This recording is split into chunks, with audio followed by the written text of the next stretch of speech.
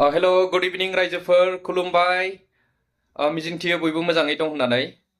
आङो मोनसे खोथा आपडेट खालामनो नागिरदों बा शेयार खालामनो नागिरदों बे सुंद' भिडिअनि गेजेरजों दा जोंहा गाबोन रबिबार बाराय 20 तारिख अक्ट'बर नङा होमबा दा गाबोनहाय बेंगलरावहाय मोनसे फुटबल मेट्च जानो नागिरदों नैबे बेंगलर बड' स्पर्ट्स इउनियन ग्रुपाहाय माने फुटबल मेट्च होदों आरोखि गाबोन दा बे एड्रेसा जाहैबाय दमचन्द्र सारजापुर मेन रड बेंगलर दा बेवहाय गाबोन आंबो थांगोन नोंथांमोन फैलायबानो जाबाय लोगो हमलायनोसै नङा होमबा आरो जोंनि पिनिया एरियानिफ्रायबो बाहागो लाहैनो नागिरदों गाबोनहाय दा बे मेट्चआ ओरैबायदि जागोन माने मोनसे साइडआव 7 जन खरिल' जोनो मोनगोन आरोखि माबाया फिल्डआ एसे फिसा बिनि जाहोनावहाय 7A साइड मोनसे साइडआवहाय 7 जन खरि बेनिफ्राय एन्ट्रि फिसआ 3000 आरो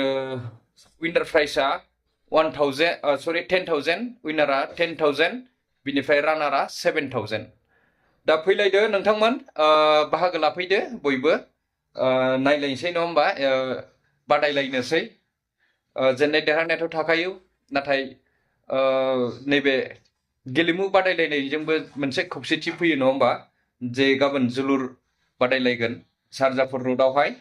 दा एक्साइटेड जादों गाबोन थांनानै जोंनि पिनिया एरियानिफ्राय फार्स्ट टाइम फुटबल मेट्च गेलेगोन गाबोननि दिनावहाय दा मिजिंथियो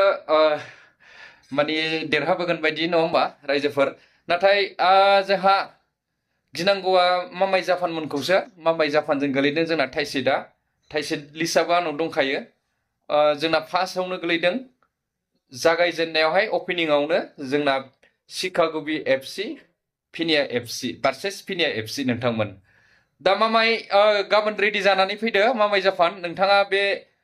भिडिअखौ नायदोंब्ला मिथिखागोन नङा होमबा गाबोनहाय बादायलायनोसै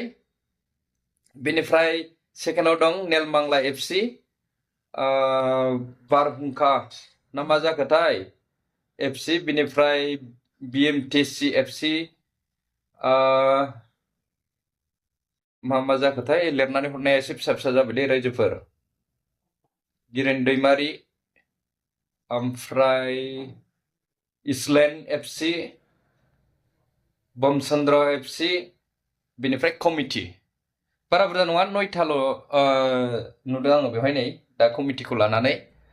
दा नायनोसै गाबोन फैलायदो नङा होमबा एक्साइटेड जानानै दङ दा गाबोन आंबो बेवहायनो सानसे थाहैगोन आरो गथ'फोरखौ लानानै थांगोन गाबोन गेलेनो थाखाय दा मिजिंथियो बयबो फैलायगोन होननानै दा बेखिनियानो रायजोफोर थेंक इउ